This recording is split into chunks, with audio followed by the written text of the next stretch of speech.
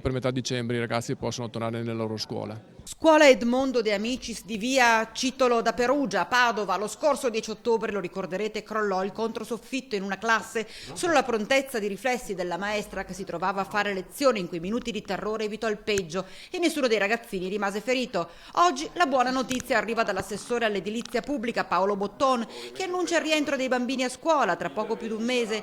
I lavori dopo il crollo hanno interessato tutto l'edificio. Stiamo installando un controsoffitto che è certificato di una primaria ditta produttrice, quindi con la certificazione sarà un controsoffitto molto leggero, il quale però avrà anche lo scopo appunto di evitare lo sfondellamento dei solai come doveva essere quello che era installato prima, il quale però purtroppo non ha svolto la funzione a cui era destinato. E intanto proprio in questi giorni da un rapporto di Lega Ambiente è emerso che solo 2 scuole su 100 in Veneto sono costruite secondo i criteri antisismici.